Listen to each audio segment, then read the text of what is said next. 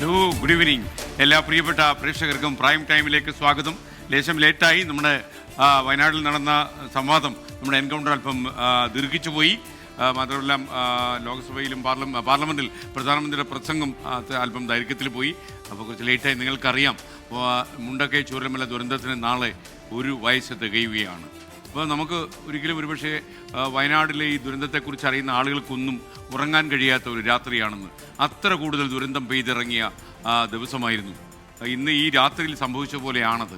അപ്പോൾ മലമുടിയിൽ നിന്ന് എത്രയോ പേരുടെ മരണവുമായി ഉരുൾപൊട്ടൽ വന്നപ്പോൾ കേരളം മാത്രമല്ല, ഇന്ത്യ മുഴുവൻ തേങ്ങിയ ദിവസമാണ്. ആ ദിവസത്തിൻ്റെ ഓർമ്മകൾ വെച്ചുകൊണ്ട് നമ്മൾ ഇന്നത്തെ പ്രൈം ടൈം ആരംഭിക്കുന്നു.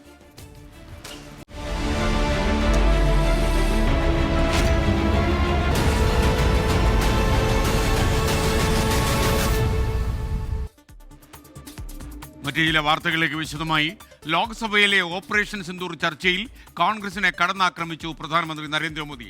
ഇന്ത്യ പാക് സംഘർഷം അവസാനിപ്പിക്കാൻ മധ്യസ്ഥത വഹിച്ചെന്ന ഡൊണാൾഡ് ട്രംപിന്റെ അവകാശവാദം പ്രധാനമന്ത്രി പാർലമെന്റിൽ തള്ളിക്കളഞ്ഞു. ഒരു ലോക നേതാവും ഓപ്പറേഷൻ സിന്ദൂർ നിർത്താൻ ആവശ്യപ്പെട്ടിട്ടില്ലെന്ന് മോദി ലോക്സഭയിൽ പറഞ്ഞു.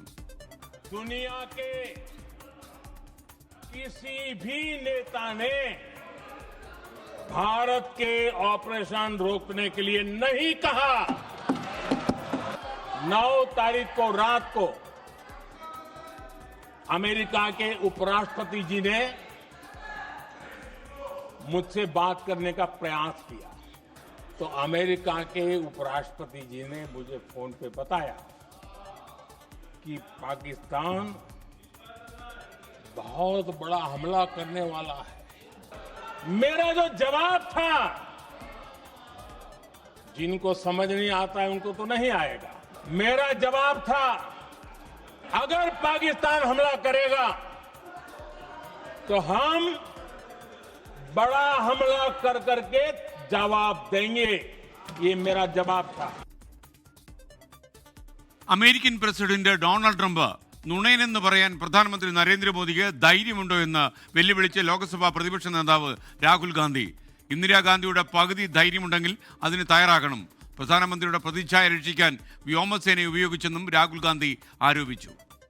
सर एक साइड से 7 फ्लीट आ रही है, बोलने दीजिए सर मजा आ रहा है। ऐसा नहीं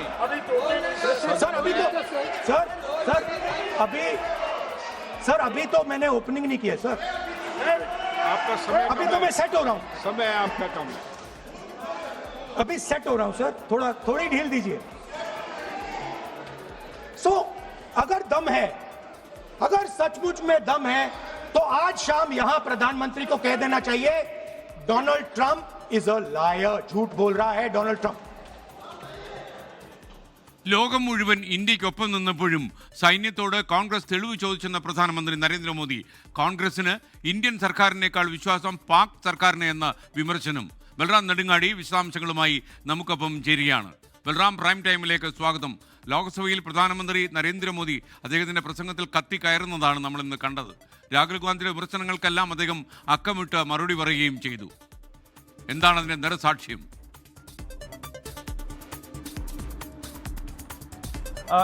തീർച്ചയായും പ്രധാനമന്ത്രി നരേന്ദ്രമോദി തന്റെ 100 മിനിറ്റ് നീണ്ട പ്രസംഗത്തിലെ ഭൂരിഭാഗം സമയവും പാകിസ്ഥാനെയും കോൺഗ്രസിനെയും ഒരുപോലെ ആക്രമിക്കാനാണ് ഉപയോഗിച്ചത്.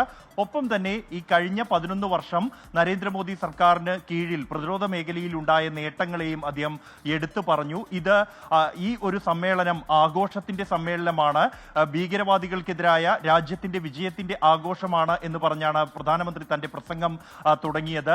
ലോകത്തെ 3 രാജ്യങ്ങൾ ഒഴികെ മറ്റെല്ലാ രാജ്യങ്ങളും ഇന്ത്യക്കൊപ്പം നിന്നു. എന്നാൽ കോൺഗ്രസ് അതേസമയം ഇന്ത്യക്കൊപ്പം നിന്നില്ല എന്നും പ്രധാനമന്ത്രി പറഞ്ഞു.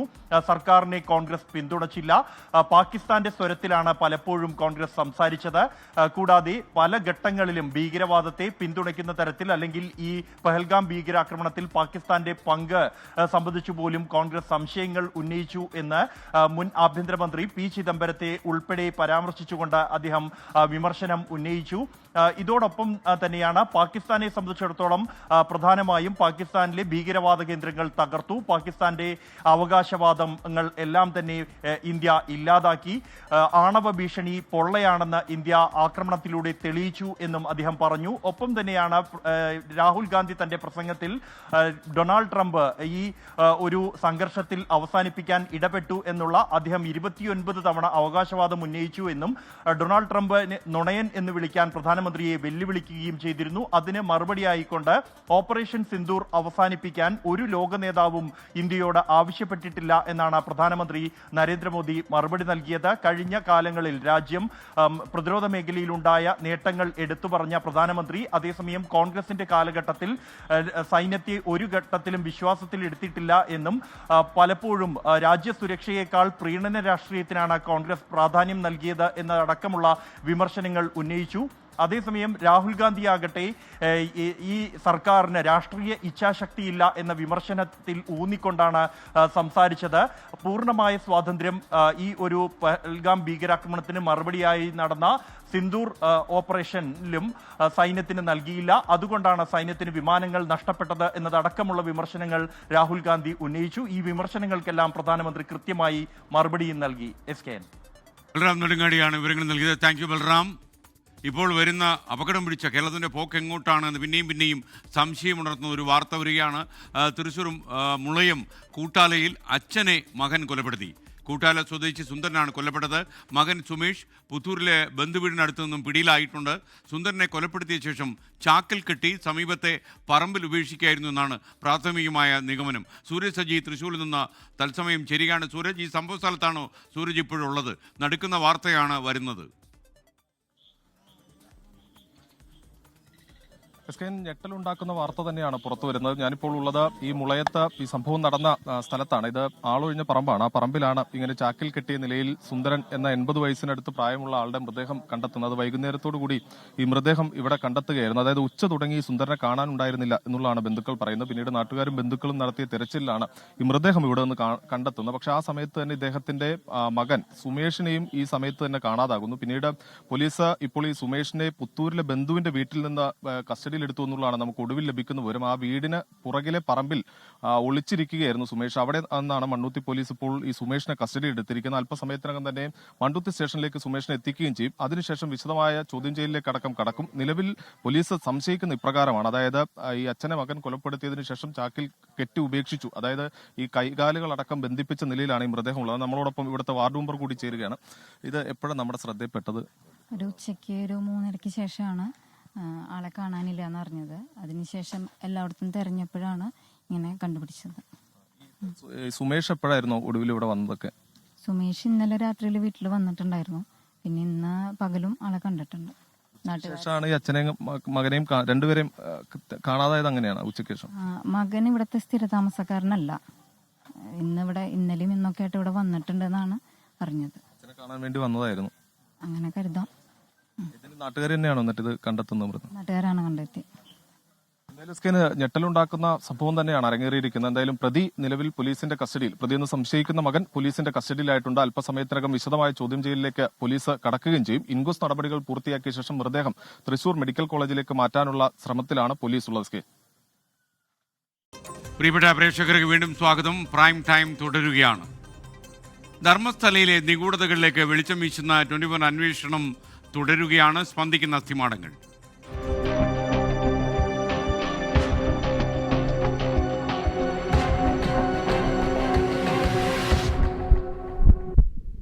ധർമ്മസ്ഥലയിലെ മുൻ ശുചീകരണ തൊഴിലാളി മൃതദേഹം കുഴിച്ചിട്ടെന്ന് വ്യക്തമാക്കിയ ആദ്യ സ്പോട്ടിലെ പരിശോധനയിൽ ഒന്നും കണ്ടെത്താൻ കഴിഞ്ഞില്ല.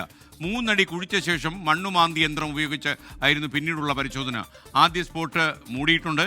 2ാം സ്പോട്ടിൽ നാളെയാണ് പരിശോധന നടക്കുക.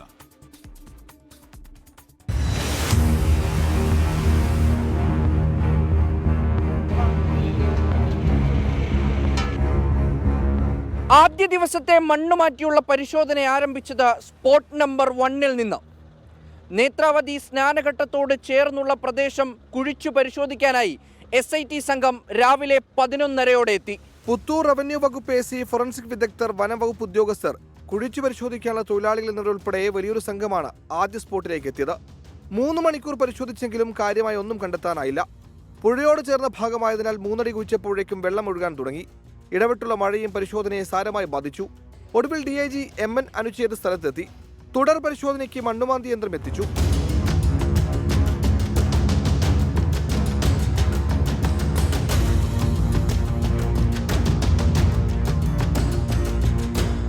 മണ്ണുമാന്തി യന്ത്രം ഉപയോഗിച്ച് നടത്തിയ പരിശോധനയിലും ഒന്നും കണ്ടെത്താനായില്ല.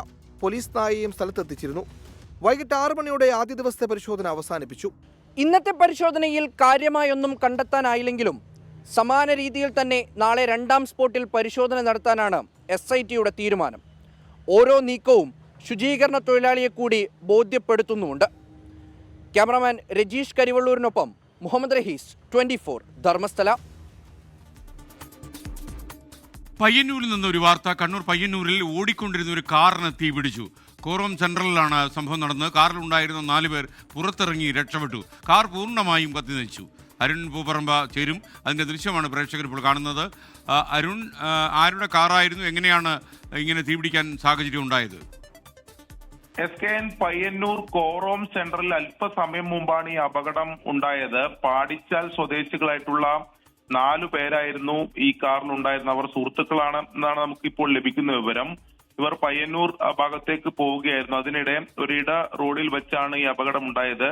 പെട്ടെന്ന് ഈ കാറിന്റെ ഉള്ളിൽ നിന്നും അതോടൊപ്പം തന്നെ പുറത്തു നിന്നും പുക ഉയരുന്നത് കണ്ടതിനെ തുടർന്നാണ് ഇവർ പെട്ടെന്ന് ഈ കാറിൽ നിന്ന് ഇറങ്ങി പുറത്തേക്ക് ഇറങ്ങി ഓടി മാറിയത്. അതിനുശേഷം കാർ പൂർണ്ണമായി തന്നെ കത്തി നശിക്കുകയായിരുന്നു. പയ്യന്നൂരിൽ നിന്നുള്ള ഫയർഫോഴ്സ് സംഘം അവിടെ എത്തി ഈ തീ അണക്കാൻ സാധിച്ചു. പക്ഷെ കാർ പൂർണ്ണമായി തന്നെ കത്തി നശിച്ചിട്ടുണ്ട്. ഈ പുക ഉയരുന്ന സമയത്ത് തന്നെ ഇവർക്ക് കാറിൽ നിന്ന് ഇറങ്ങാൻ സാധിച്ചതുകൊണ്ട് വലിയ അപകടം എന്തായാലും ഒഴിവായി. എന്തുകൊണ്ടാണ് ഈ കാറിൽ തീ പിടിച്ചത് എന്നതിനെ സംബന്ധിച്ചുള്ള പരിശോധനകൾ എന്തായാലും നടന്നു വരികയാണ്. ഇവിടുത്തെ കാർ എന്തായാലും പൂർണ്ണമായി തന്നെ കത്തി നശിച്ചിട്ടുണ്ട്. പ്രേക്ഷകർക്ക് വീണ്ടും സ്വാഗതം. പ്രൈം ടൈം തുടരുകയാണ്. ഛത്തീസ്ഗഡിൽ മലയാളി കന്യാസ്ത്രീകൾ സമർപ്പിച്ച ജാമ്യാപേക്ഷ ദുർഗ് മജിസ്ട്രേറ്റ് കോടതി തള്ളി. കന്യാസ്ത്രീകളെ പാർപ്പിച്ചിരിക്കുന്ന ജയിലിൽ നാടകീയമായ രംഗങ്ങൾ. പ്രതിഷേധത്തിനൊടുവിൽ കന്യാസ്ത്രീകളെ UDF MPമാർ കണ്ടു. ഇടത് പ്രതിനിധി സംഘത്തിന് സമയം വൈകിയെന്ന കാരണത്താൽ അനുമതി നിഷേധിക്കുകയും ചെയ്തു. BJP പ്രതിനിധി അനൂപ് ആന്റണി ഛത്തീസ്ഗഡ് മുഖ്യമന്ത്രിയെയും ആഭ്യന്തരമന്ത്രിയെയും ജയിലിലെത്തി കന്യാസ്ത്രീകളെയും സന്ദർശിച്ചു. വെള്ളിയാഴ്ച അറസ്റ്റിലായ സിസ്റ്റർ വന്ദന ഫ്രാൻസിസും സിസ്റ്റർ പ്രീതി മേരിയും ജയിലിൽ തുടരും. മജിസ്ട്രേറ്റ് കോടതി ജാമ്യാപേക്ഷ തള്ളിയതോടെ മേൽക്കോടതിയിൽ അപ്പീൽ നൽകാനാണ് തീരുമാനം. കന്യാസ്ത്രീകളെ കാണാൻ അനുമതിയോടെ എത്തിയ AICC പ്രതിനിധി സംഘങ്ങൾ ജയിലിന് മുന്നിലെത്തിയതോടെ അത്യന്തം നാടകീയമായ രംഗങ്ങളാണ് അരങ്ങേറിയത്. ഒടുവിൽ 2 മണിക്കൂർ കഴിഞ്ഞാണ് സംഘത്തിന് കന്യാസ്ത്രീകളെ ഒന്ന് കാണാൻ പോലുമായത്. കന്യാസ്ത്രീകളെ കാണാൻ അനുമതി നിഷേധിച്ചതോടെ ജയിൽ കവാടത്തിന് മുമ്പിൽ UDF MPമാരുടെ പ്രതിഷേധം. ഈ ബജറംഗദളിന്റെ ആളുകളാണ് സിസ്റ്റേഴ്സിന്റെ ബാഗ് പരിശോധിക്കുന്നത്, ഈ കുട്ടികളുടെ ബാഗ് പരിശോധിക്കുന്നത്. ആ കുട്ടികളുടെ കയ്യിൽ 2000 രൂപ കണ്ടപ്പോൾ ഈ പൈസ നിങ്ങൾക്ക് ഇവർ തന്നതാണെന്ന് ചോദിക്കുന്നു. അവരുടെ കയ്യിൽ ഒരു ബൈബിൾ ഉണ്ടായിരുന്നു, ഇത് നിങ്ങൾ തന്നാണെന്ന് ചോദിക്കുന്നു. അങ്ങനെ അടിസ്ഥാനരഹിതമായ ചില ആക്ഷേപങ്ങളുണ്ട്. ഛത്തീസ്ഗഡ് മുൻ മുഖ്യമന്ത്രി ഭൂപേഷ് ഭാഗൽ അടക്കം ഇടപെട്ടതോടെ കന്യാസ്ത്രീകളെ കാണാൻ 2 മണിയോടെ അനുമതി നൽകി. സിസ്റ്റർ പ്രീതിയുടെ സഹോദരൻ ബൈജുവിന്റെ പ്രതികരണം വൈകാരികമായിരുന്നു. പിന്നാലെയാണ് ഇടത് പ്രതിനിധി സംഘം ജയിൽ വളപ്പിലെത്തിയത്. സമയം വൈകിയെന്ന കാരണത്താൽ സന്ദർശനാനുമതി നൽകില്ലെന്ന് ജയിൽ സൂപ്രണ്ട്. പിന്നാലെ വാക്കുതർക്കം. എല്ലാ MPമാരുടെ പേരും ഞാൻ പിന്നെ സംസാരിക്കുക. എല്ലാ MPമാരുടെ പേരും കടുത്തുകൊണ്ട് ഇവിടെ കൊടുത്താണ്. ആളുകൾ വരുമ്പോൾ ഞാൻ അനുവദിക്കാമെന്ന് ഇദ്ദേഹം പറഞ്ഞതാണ്. ഫോണിൽ മെയിൽ അയച്ചതാണ്. By mail also we have send, by hand also we have given. വരുമ്പോൾ ഞാൻ അനുവദിക്കാമെന്നാണ് പറഞ്ഞത്. സമയത്തിന്റെ പരിമിതി ഒന്നും പറഞ്ഞില്ല. ഒടുവിൽ നാളെ രാവിലെ 9 മണിക്ക് അനുമതി നൽകാമെന്ന് അറിയിച്ചതോടെ ഇടത് സംഘം മടങ്ങി. BJP സംസ്ഥാന അധ്യക്ഷൻ രാജീവ് ചന്ദ്രശേഖരന്റെ നിർദ്ദേശപ്രകാരം ഛത്തീസ്ഗഡിലെത്തിയ പാർട്ടി സംസ്ഥാന ജനറൽ സെക്രട്ടറി അനൂപ് ആന്റണി ഛത്തീസ്ഗഡ് മുഖ്യമന്ത്രി വിഷ്ണുദേവ് സായിയുമായും ആഭ്യന്തരമന്ത്രി വിജയ് ശർമ്മയുമായും കൂടിക്കാഴ്ച നടത്തി. ജയിലിലെത്തി കന്യാസ്ത്രീകളെയും അനൂപ് ആന്റണി കണ്ടു. കീഴ്ക്കോടതി ജാമ്യാപേക്ഷ തള്ളിയെങ്കിലും നാളെ പെൺകുട്ടികളെ സെഷൻസ് കോടതിയിലെത്തിച്ച് സത്യാവസ്ഥ പുറത്തു കൊണ്ടുവരുന്നതിലൂടെ കന്യാസ്ത്രീകൾക്ക് പുറത്തിറങ്ങാനാകുമെന്നാണ് പ്രതീക്ഷ. ദുർഗിൽ നിന്നും ജിജീന്ദ്രനൊപ്പം അജീഷ് ജയകുമാർ, 24. ഇപ്പോൾ ഒരു വാർത്ത തൃശ്ശൂരിൽ നിന്ന് വരുന്നു. ഒരു യുവാവ് ട്രെയിൻ തട്ടി മരിച്ചു. തൃശ്ശൂർ പെരിങ്ങാവിൽ യുവാവിനെ ട്രെയിൻ തട്ടി മരിച്ചതിൽ കണ്ടെത്തിയെന്നാണ് വാർത്ത. 40 വയസ്സ് പ്രായം തോന്നിക്കും. ആളാരാണെന്ന് തിരിച്ചറിയാൻ കഴിഞ്ഞിട്ടില്ല. തൃശ്ശൂർ ടൗൺ ബസ് പോലീസ് മേൽ നടപടികൾ സ്വീകരിച്ച് അന്വേഷണം തുടങ്ങിയിട്ടുണ്ട്. സൂര്യസജ്ജിയാണ് തൃശ്ശൂരിൽ നിന്നും ഈ വാർത്ത റിപ്പോർട്ട് ചെയ്തത്. കന്യാസ്ത്രീകളുടെ അറസ്റ്റിൽ പരസ്യ പ്രതിഷേധവുമായി കത്തോലിക്ക സഭ. വിവിധ രൂപതകളുടെ നേതൃത്വത്തിൽ അറസ്റ്റിനെതിരെ ഇന്ന് പ്രതിഷേധം സംഘടിപ്പിച്ചു. കേരളത്തിൽ നിന്നുള്ള പ്രതിനിധി സംഘം ഛത്തീസ്ഗഡിലെത്തിയെങ്കിലും കന്യാസ്ത്രീകളുടെ മോചനത്തിൽ വ്യക്തമായ മറുപടി നൽകാൻ BJPക്ക് കഴിഞ്ഞിട്ടില്ല. സംഘപരിവാറിന്റെ തനി സ്വഭാവത്തിന്റെ പ്രകടനമാണ് ആക്രമണമെന്ന് മുഖ്യമന്ത്രി പിണറായി വിജയൻ കുറ്റപ്പെടുത്തി. CBCയെ പേരെടുത്ത് പറയാതെ വിമർശിച്ച കേന്ദ്രമന്ത്രി ജോർജ് കുര്യൻ ഇന്ന് രംഗത്ത് വന്നു.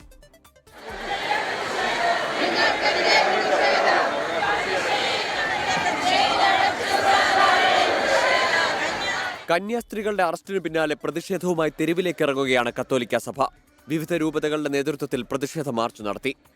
ഇന്ത്യയുടെ ഭരണഘടന നൽകുന്ന മതസ്വാതന്ത്ര്യം ഇവിടെ ഇല്ലാതാകുകയാണ്. ഒരു സിസ്റ്ററിന്റെ വേഷം എടുത്ത് യാത്ര ചെയ്യാൻ പോലും പാടില്ലാത്ത ഒരവസ്ഥ. കൂടെ നിൽക്കുന്നു എന്ന് വിചാരിക്കുമ്പോഴും സ്നേഹത്തോടുകൂടി സമീപിക്കുമെന്ന് വിചാരിക്കുമ്പോഴും മനസ്സിന്റെ ഉള്ളില് ധൃതരാഷ്ട്രരുടെ മനോഭാവമാണ്. സ്നേഹത്തോടെയാണ് ആലിംഗനം ചെയ്യുന്നതെന്ന് തോന്നിയാലും ഉള്ളിന്റെ ഉള്ളില് തകർത്ത് കളയുന്ന ചില ആലിംഗന വിശേഷണങ്ങളുണ്ട്. തിരിച്ചറിയേണ്ടിയിരിക്കുന്നു. നാളെ തിരുവനന്തപുരത്ത് സംഘടിപ്പിക്കുന്ന പ്രതിഷേധത്തിൽ വിവിധ ക്രൈസ്തവ സഭകൾ ഭാഗമാകും. അതേസമയം പ്രതിരോധത്തിലായ BJP സംസ്ഥാന നേതൃത്വം ഛത്തീസ്ഗഡിലേക്ക് ജനറൽ സെക്രട്ടറി അനൂപ് ആന്റണി അയച്ചെങ്കിലും കന്യാസ്ത്രീകളുടെ മോചനക്കാര്യത്തിൽ ഉറപ്പില്ല. സംസ്ഥാന സർക്കാരിന്റെ ഭാഗത്ത് നിന്ന് ഈ വിഷയത്തിൽ നീതിപൂർവമായി ഈ കാര്യങ്ങൾ പരിഹരിക്കാൻ വേണ്ടുള്ള എല്ലാ സഹായങ്ങളും അദ്ദേഹം നൽകാമെന്ന് ഉറപ്പു നൽകിയിട്ടുണ്ട്. മതപരിവർത്തനവും മനുഷ്യക്കടത്ത് നടന്നെന്ന ഛത്തീസ്ഗഡ് സർക്കാരിന്റെ വാദം BJP സംസ്ഥാന ഘടകം തള്ളി. ഞങ്ങൾ അതിനു വേണ്ടി എന്ത് വേണമെങ്കിലും എന്ത് ചെയ്യണമെങ്കിലും ഞങ്ങൾ ചെയ്യും. കാരണം ഞങ്ങൾക്കൊരു വിശ്വാസമുണ്ട്, ഇത് മതപരിവർത്തനം ആയിരുന്നില്ല, ഹ്യൂമൻ ട്രാഫിക്കിംഗ് ആയിരുന്നില്ല. അറസ്റ്റിനെതിരെ LDFും UDFും ഇന്ന് പ്രതിഷേധവുമായി എത്തി. കേരളത്തിലെ ക്രിസ്തീയ സഭകളിൽ ചിലർ ഇതിനകം തന്നെ പല കാരണങ്ങൾ കൊണ്ട് ഭയപ്പെടുത്തി ഉൾപ്പെടെയാണ് പല കാരണങ്ങൾ കൊണ്ട് RSSനും BJPക്കും അനുകൂലമായിട്ട് നിലപാട് സ്വീകരിച്ച സാഹചര്യങ്ങൾ രൂപപ്പെട്ടു വന്നിട്ടുണ്ട്. അതൊക്കെ അവരെ യഥാർത്ഥത്തിൽ ഇന്നത്തെ പരിസ്ഥിതിയിൽ 1000 പ്രാവശ്യം ചിന്തിക്കേണ്ടതാണ്. 24 കൊച്ചി. എറണാകുളത്ത് പെറ്റി കേസ് തട്ടിപ്പ് നടത്തിയ വനിതാ പോലീസ് ഉദ്യോഗസ്ഥരുടെ വീട്ടിൽ പോലീസ് പരിശോധന. Senior civil police officer Shanthini കൃഷ്ണന്റെ ഈസ്റ്റ് മാറാടിയിലെ വീട്ടിലാണ് പരിശോധന നടന്നത്. മൂവാറ്റുപുഴ DYSPയുടെ നേതൃത്വത്തിലുള്ള സംഘമാണ് പരിശോധന നടത്തിയത്. ലാൽകൃഷ്ണൻ തൊടുപുഴയിൽ നിന്ന് ചേരുകയാണ്. പറയൂ ലാൽകൃഷ്ണൻ. 16 കോടി രൂപയുടെ തട്ടിപ്പ്, 16 ലക്ഷം രൂപയുടെ തട്ടിപ്പ് നടത്തി എന്നുള്ളതാണ് പോലീസിന്റെ കണ്ടെത്തൽ. ഏകദേശം 2018 മുതൽ 2022 വരെയുള്ള കാലഘട്ടത്തിൽ പെറ്റി കേസിൽ ഫൈൻ അടച്ച തുകയിൽ തട്ടിപ്പ് നടത്തി എന്നുള്ള കണ്ടെത്തലിന്റെ അടിസ്ഥാനത്തിലാണ് ഈ പരിശോധന പുരോഗമിക്കുന്നത്. പ്രാഥമിക FIRന്റെ അടിസ്ഥാനത്തിൽ പരിശോധന നടത്തുന്നു എന്നുള്ളതാണ് മൂവാറ്റുപുഴ DYSP പറയുന്നത്. എന്നിരുന്നാൽ പോലും സംസ്ഥാനത്തുടനീളം ഇത്തരത്തിൽ തട്ടിപ്പ് നടത്തിയോ എന്ന കാര്യത്തിലടക്കം വ്യാപകമായ പരിശോധന നടത്തുന്നുണ്ട്. എങ്ങനെ ഇത്തരത്തിൽ വ്യാജ രസീതുകളടക്കം കാണിച്ചുകൊണ്ട് അല്ലെങ്കിൽ ഏത് രീതിയിൽ രസീതുകൾ കാണിച്ചുകൊണ്ട് ഇത്തരത്തിൽ തട്ടിപ്പ് നടക്കാൻ പറ്റി, അതുമായി ബന്ധപ്പെട്ട ഏതെങ്കിലും തരത്തിലുള്ള രേഖകളോ മറ്റു കാര്യങ്ങളോ വീട്ടിൽ സൂക്ഷിച്ചിരിക്കുന്നുണ്ടോ എന്ന കാര്യം പരിശോധിക്കുന്നതിന്റെ ഭാഗമായിട്ടാണ് നിലവിലുള്ള പരിശോധന. DYSPയുടെ നേതൃത്വത്തിലുള്ള പ്രത്യേക സംഘമാണ് ഈ പരിശോധനയ്ക്ക് മുൻതൂക്കം നൽകിക്കൊണ്ടിരിക്കുന്നത്.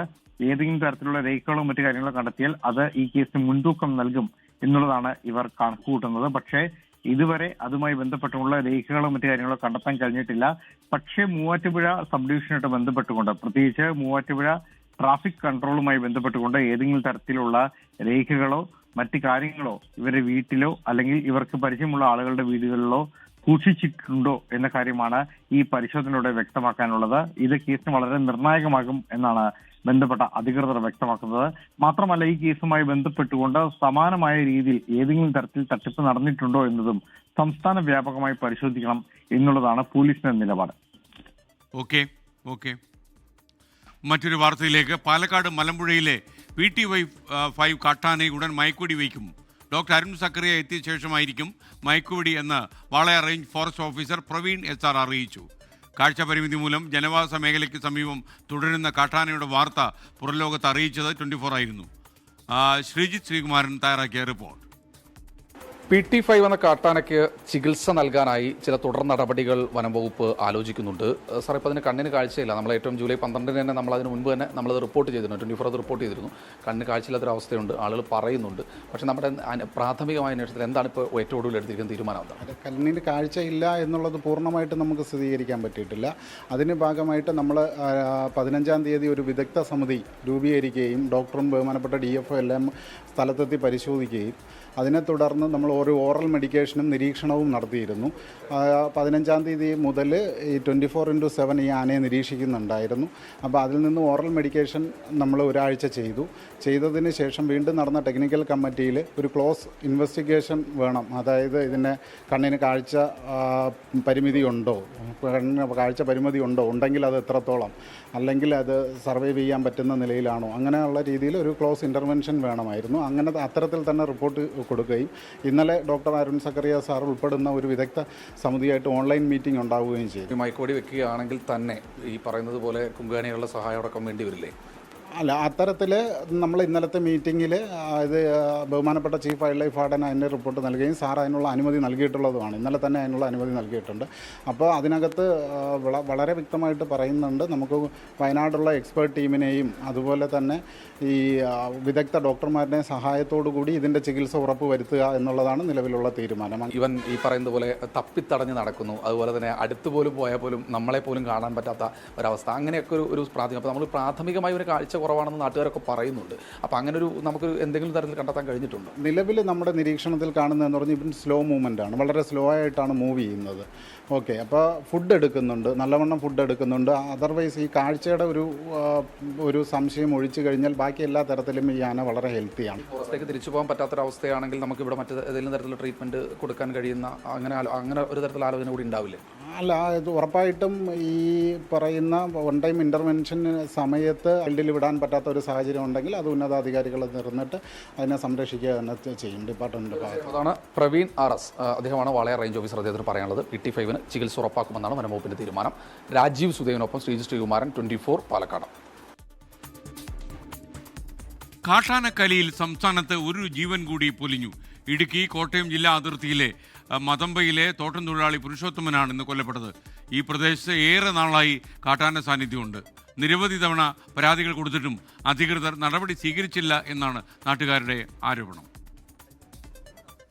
5 മാസങ്ങൾക്ക് മുമ്പ് വീട്ടമ്മയെ കാട്ടാന ചവിട്ടിക്കൊലപ്പെടുത്തിയ പെരുവന്താനത്തിന് സമീപമുള്ള മതമ്പയിലാണ് ഒരു ജീവൻ കൂടി പൊലിഞ്ഞത്. കൊണ്ടോട്ടി എസ്റ്റേറ്റിൽ മകനൊപ്പം ടാപ്പിങ്ങിനെത്തിയതായിരുന്നു കാഞ്ഞിരപ്പള്ളി സ്വദേശി പുരുഷോത്തമൻ. വനത്തിൽ നിന്നിറങ്ങിയ കാട്ടാന തോട്ടത്തിലൂടെ പുരുഷോത്തമനെയും മകനെയും ഓടിച്ചു. കാൽ വഴുതി വീണ പുരുഷോത്തമനെ കാട്ടാന കൊന്നു. നാട്ടുകാർ ബഹളം വെച്ച് കാട്ടാനയെ തുരത്തിയെങ്കിലും ആശുപത്രിയിലെത്തിക്കും മുമ്പ് പുരുഷോത്തമൻ മരിച്ചു. ഒരാഴ്ചയിലേറെയായി സമീപ പ്രദേശങ്ങളിൽ കാട്ടാന പരത്തുന്ന ഭീതി ചെറുതല്ല. ഈ വിവരം എരുമേലി ഫോറസ്റ്റ് റേഞ്ച് ഓഫീസറെ പ്രദേശവാസികൾ അറിയിച്ചതുമാണ്. കാട്ടാന ആക്രമണങ്ങളിൽ നഷ്ടപരിഹാരം നൽകി സർക്കാർ കൈകഴുകുകയാണ് എന്ന് നാട്ടുകാർ ആരോപിച്ചു. പ്രദേശത്ത് പ്രതിരോധ നടപടികൾ സ്വീകരിക്കുമെന്ന് വനം മന്ത്രി AK ശശീന്ദ്രൻ. അതിദാരുണമായ സംഭവത്തിൽ നമുക്കെല്ലാവർക്കും വേദനയുണ്ട്. വന്യജീവി സംഘർഷം കുറച്ചു കൊണ്ടുവരുന്നതിന്, അതിൻ്റെ ഫലമായി ജനങ്ങൾ നിൽക്കുന്ന ദുരിതം അവസാനിപ്പിക്കുന്നതിന് കുറേ കൂടി ഫലപ്രദമായ നടപടികൾ സ്വീകരിക്കാനാണ് ഗവൺമെൻറ് ഉദ്ദേശിക്കുന്നത്. കൂടുതൽ മെച്ചപ്പെട്ട സാങ്കേതികവിദ്യ പ്രയോഗിക്കാനുള്ള നടപടി സ്വീകരിക്കും. കോട്ടയം മെഡിക്കൽ കോളേജിൽ പോസ്റ്റ്മോർട്ടത്തിന് ശേഷം പുരുഷോത്തമന്റെ മൃതദേഹം ബന്ധുക്കൾക്ക് വിട്ടു നൽകും. 24 തൊടുപുഴ. മറ്റൊരു വാർത്തയിലേക്ക്. തൃശൂർ ചിമ്മിനി ഡാമിൽ വൈദ്യുതി കമ്പിയിൽ വീണ മരം മുറിച്ചു നീക്കുന്നതിനിടെ മരത്തടി ദേഹത്ത് വീണ് തൊഴിലാളി മരിച്ച സംഭവത്തിൽ ഗുരുതര ആരോപണവുമായി നാട്ടുകാർ രംഗത്ത് വന്നു. KSEB വനംവകുപ്പ് ഉദ്യോഗസ്ഥരുടെ അനാസ്ഥ കാരണമാണ് എച്ചിപ്പാറ സ്വദേശി അബ്ദുൽ ഖാദർ മരിച്ചതെന്ന് ആരോപിച്ച് നാട്ടുകാർ ഇന്ന് രംഗത്ത് വന്നു. ആരോപണം വൈദ്യുതി മന്ത്രി K കൃഷ്ണൻകുട്ടി തള്ളിക്കളഞ്ഞു. വൈദ്യുതി പോസ്റ്റ് ഒടിഞ്ഞു വീണ് കോട്ടയം മുണ്ടക്കയത്ത് അഗ്നിരക്ഷാസേന ഉദ്യോഗസ്ഥൻ മരിച്ചു എന്ന വാർത്തയും വരുന്നുണ്ട്. സർക്കാരിന്റെ അനാസ്ഥ അവസാനിപ്പിക്കുക. കുടുംബത്തിന് ആനുകൂല്യങ്ങൾ നൽകുക.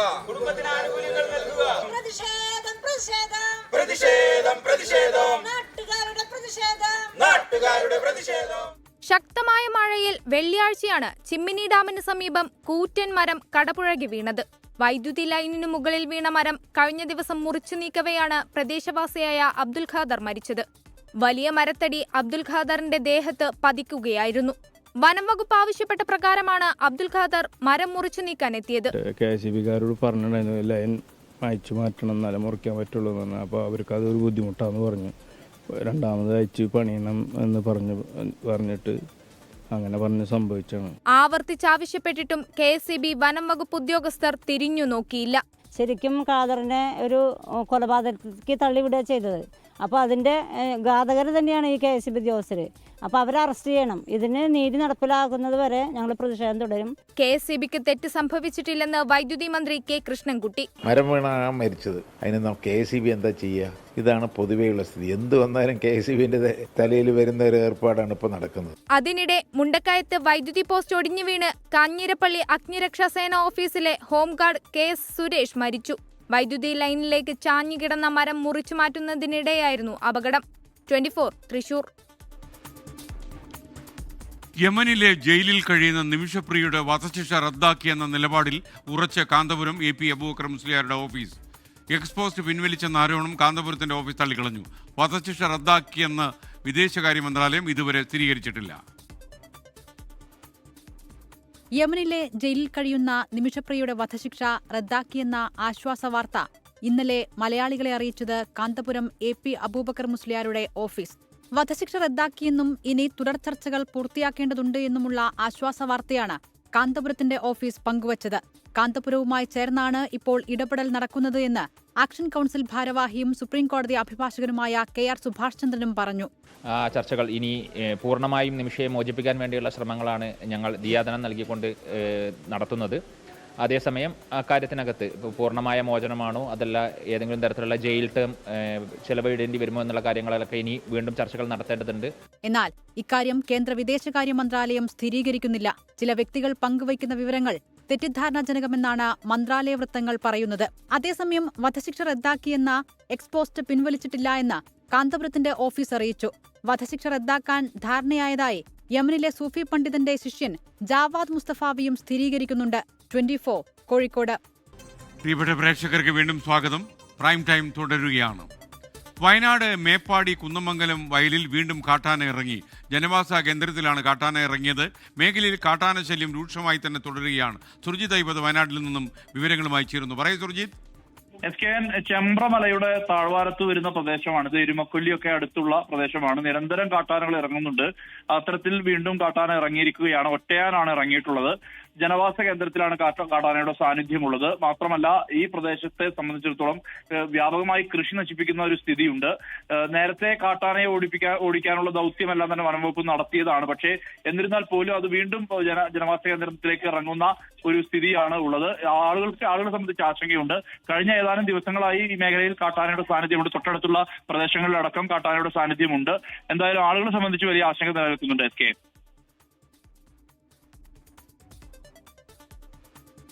ഇതൊക്കെ കൂടാതെ ഇന്നത്തെ പകൽ സമയം വന്ന ചില വാർത്തകളിലൂടെ നമുക്ക് കടന്നു പോകാം. വാർത്താ പകൽ.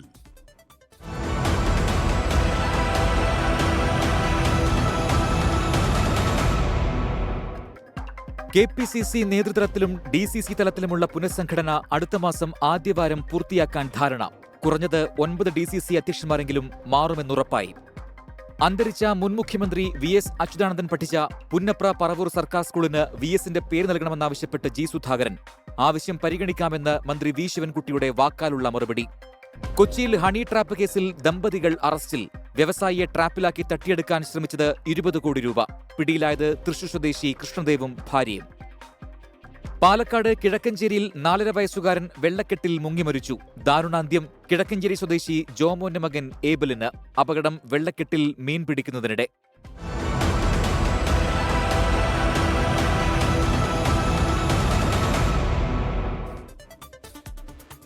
റോഡിലെ കുഴികളിൽ വീണുള്ള മരണങ്ങളിൽ കേരളം നമ്പർ 1 ആകരുതെന്ന് ഹൈക്കോടതി. റോഡുകളുമായി ബന്ധപ്പെട്ട ഹർജിയിലാണ് ഹൈക്കോടതിയുടെ വിമർശനം. ബന്ധപ്പെട്ട എഞ്ചിനീയേഴ്സ് റോഡുകൾ പരിശോധിച്ച് കോടതിയിൽ ഓഡിറ്റ് റിപ്പോർട്ട് നൽകാനും നിർദ്ദേശങ്ങൾ നൽകിയെന്ന് ഹൈക്കോടതി. സംസ്ഥാനത്തെ റോഡുകളുടെ ശോചനീയാവസ്ഥ ചൂണ്ടിക്കാണിച്ചായിരുന്നു ഹൈക്കോടതിയുടെ അതിരൂക്ഷ വിമർശനം. റോഡിലെ കുഴിയിൽ വീണ ഒരാൾ മരിച്ചാൽ അതിപ്പോൾ വാർത്തയല്ല. അപകടക്കുഴികൾ കാണാൻ എഞ്ചിനീയർമാർക്ക് പറ്റില്ലെങ്കിൽ അവരുടെ ആവശ്യമെന്തെന്നും കോടതി ചോദിച്ചു. രാജ്യാന്തര നിലവാരമുള്ള റോഡ് വേണമെന്നില്ല, മനുഷ്യനെ കൊല്ലാത്ത റോഡ് വേണം. അതുമാത്രമാണ് സാധാരണക്കാരുടെ ആവശ്യമെന്നും കോടതി പറഞ്ഞു. സ്വകാര്യ ബസ്സുകളുടെ മരണപ്പാച്ചിലും കോടതി വടിയെടുത്തു.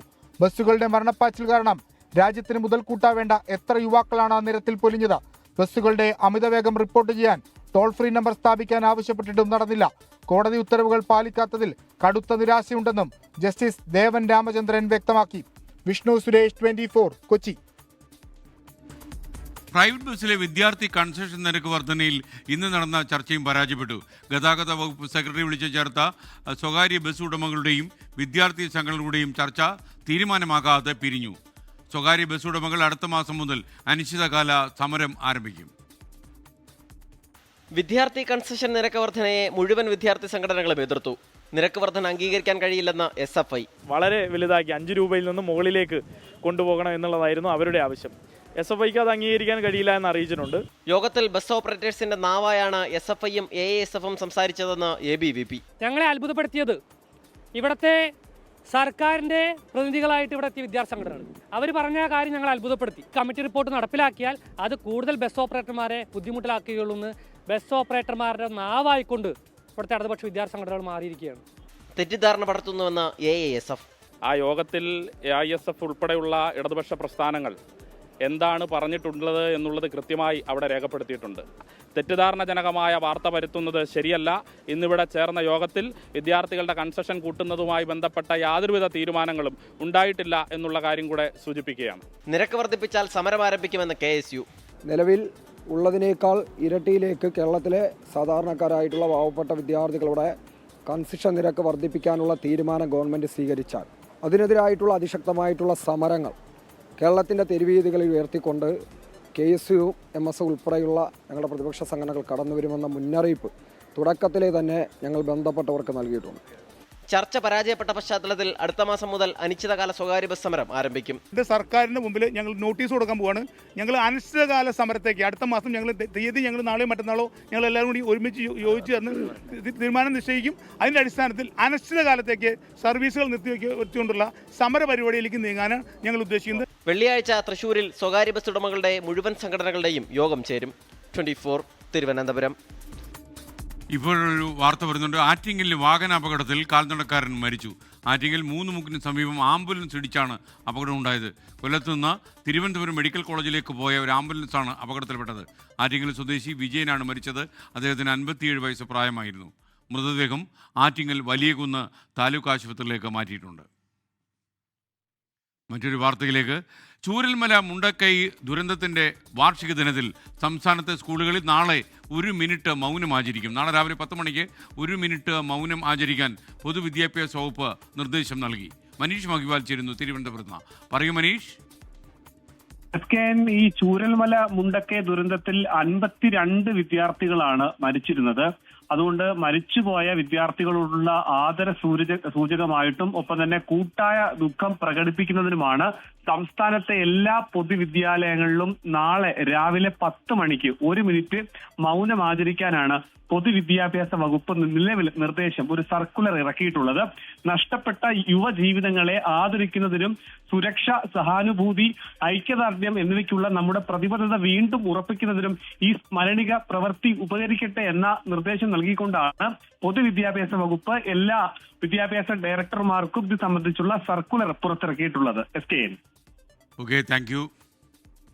പ്രതിസന്ധികളെ മനക്കരുത്തുകൊണ്ട് തോൽപ്പിക്കാൻ തയ്യാറെടുക്കുകയാണ് കോഴിക്കോട് ബേപ്പൂർ നടുവട്ടം സ്വദേശിയും റഹ്മാനിയ ഹയർ സെക്കൻഡറി സ്കൂൾ +1 വിദ്യാർത്ഥിയുമായ അമൻ അലി. ജന്മനാ കൈകളില്ലെങ്കിലും അമൻ എവറസ്റ്റ് കിടക്കാൻ ഒരുങ്ങുകയാണ്.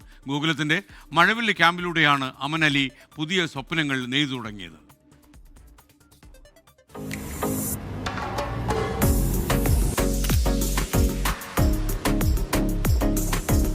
വയനാട് ഭയങ്കര കോടാണ്. പിന്നെ കുറെ കൊരങ്ങന്മാര് ഫുഡ് കഴിക്കാണ്. പിന്നെ കുറെ ബ്ലോക്ക് ഒക്കെ ഉണ്ടായിരുന്നു. ഇപ്പൊ നമ്മള് വയനാടെത്തി. യാത്രകൾ ഏറെ ഇഷ്ടമാണ് അമൻ അലിക്ക്. ജന്മന 90% വൈകല്യമുള്ള അമൻ അതിനെ ഒന്നും വകവെക്കാതെ വലിയൊരു ലക്ഷ്യത്തിനായുള്ള യാത്രയിലാണ്. തളർത്താനും പരിഹസിക്കാനും ഒരുപാട് പേരുണ്ടായിരുന്നെങ്കിലും അതിനെയെല്ലാം അവഗണിച്ച് അംഗപരിമിതിയിലും തളരാത്ത ആ കാലുകൾ എവറസ്റ്റ് കീഴടക്കാനുള്ള ഒരുക്കത്തിലാണ്. എവറസ്റ്റ് ബേസ് ക്യാമ്പിലേക്ക് 20 അംഗ സംഘം മലയാളികൾ പോകണ്ടെന്ന് പറഞ്ഞപ്പോൾ എനിക്ക് അങ്ങോട്ട് പോകാൻ ഭയങ്കര ഇൻട്രസ്റ്റ് ഉണ്ടായിരുന്നു. എന്താ വെച്ചാൽ ഞാൻ എൻ്റെ പരിമിതികൾ മറന്ന് ഞാൻ മുന്നോട്ട് ജയിക്കാൻ നോക്കാണ് എൻ്റെ പരിമിതികൾ മറന്നിട്ട്. അപ്പോൾ എൻ്റെ കാലിൻ്റെ കരുത്ത് ഈ ലോകത്തിന് എനിക്ക് കാണിക്കണം എന്നുണ്ട്. അതാണ് എൻ്റെ ഡ്രീം. രാജ്യത്തിന്റെ 78ാം സ്വാതന്ത്ര്യദിനത്തിൽ എവറസ്റ്റ് ബേസ് ക്യാമ്പിൽ ദേശീയ പതാക ഉയർത്തുക എന്നതാണ് അമന്റെ ലക്ഷ്യം. ബേപ്പൂർ നടുവട്ടം സ്വദേശിയായ അമൻ പ്രശസ്ത പർവ്വതാരോഹകൻ ഷെയ്ഖ് ഹസൻ ഖാൻ നയിക്കുന്ന 10-അംഗ മലയാളി സംഘത്തിനൊപ്പമാണ് തന്റെ സ്വപ്ന സാക്ഷാത്കാരത്തിന് തയ്യാറെടുക്കുന്നത്.